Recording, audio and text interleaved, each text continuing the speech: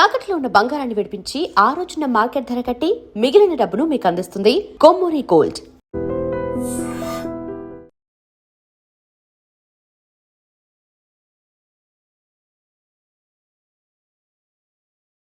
హైదరాబాద్ వాసులకు ఒక big alert. Cyberabad traffic పోలీసులు చాలా క్లియర్గా ఇండికేషన్ ఇచ్చారు. హైదరాబాద్లో ఆఫీసుల నుంచి బయటకు వచ్చేవాళ్ళు సాయంత్రం 6 గంటల నుంచి 9 గంటల వరకు ఈ 3 గంటల పాటు ఎవరు కూడా రోడ్ల మీదకు ఉండొద్దు.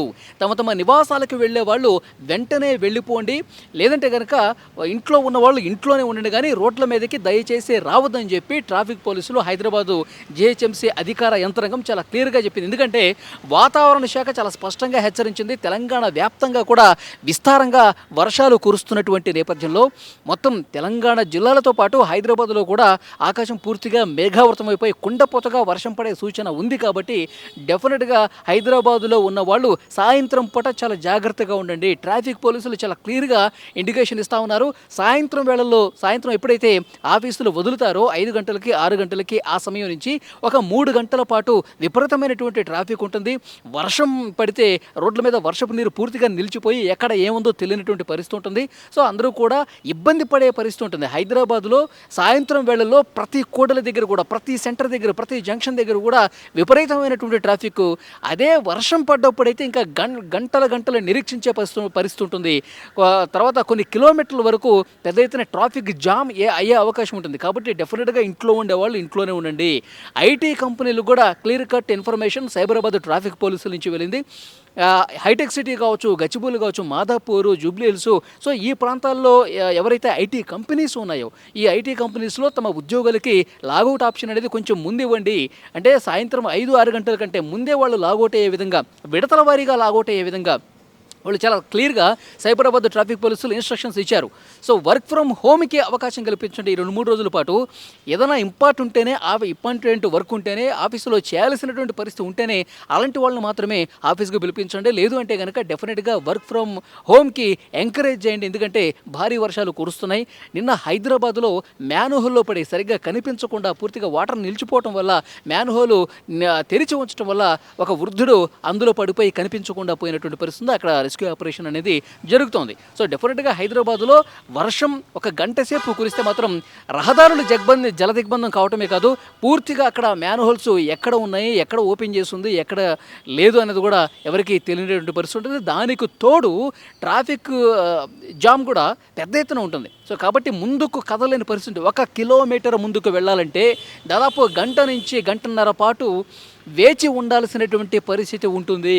కాబట్టి అందుకనే ఐటీ కంపెనీలు మొత్తం కూడా ఒక్కసారిగా రోడ్ల మీదకి వచ్చేస్తే కొన్ని కిలోమీటర్ల మేర కార్లన్నీ కూడా అట్లా నిలిచిపోయి ఉంటే జనం చాలా ఇబ్బంది పడుతూ ఉంటారు.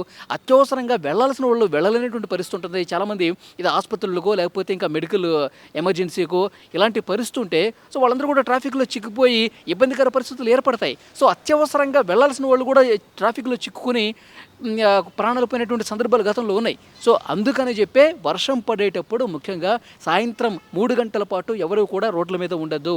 ఇంకా భారీ వర్షం కురిసే అవకాశం కనిపిస్తుంది. ఇప్పుడు ఈ ఉదయం నుంచి కూడా ఉత్తర తెలంగాణలో చాలా వరకు నిర్మల్ కావచ్చు, ఆదిలాబాద్ కావచ్చు, కొమరం భీం, ఆసిఫాబాద్ కావచ్చు, తర్వాత ములుగు, తర్వాత సిద్దిపేట, సంగారెడ్డి ఈ బెల్ట్ మొత్తం కూడా వర్షాలు పడుతూ ఉన్నాయి. ఇక్కడ స్థానికంగా వాగులు వంకలు పొంగి ప్రవహిస్తూ ఉన్నాయి. సో హైదరాబాద్ కూడా ఒక బిగ్ అలర్ట్ వాతావరణ శాఖ ఇచ్చినటువంటి పరిస్థితి. సాయంత్రం వేళలో ఒక్కసారిగా ఎడతెరిపి లేకుండా వర్షం పడే అవకాశం కనిపిస్తుంది. దాదాపు 1-2 గంటల పాటు హైదరాబాద్లో వర్షం పడితే కనుక ఈ ఐటీ కంపెనీలు ఉన్న ఏరియాలు మొత్తం కూడా జలదిగ్బంధం అవటమే కాదు, పూర్తిగా అక్కడ ట్రాఫిక్ స్తంభించిపోయే అవకాశం ఉంటుంది.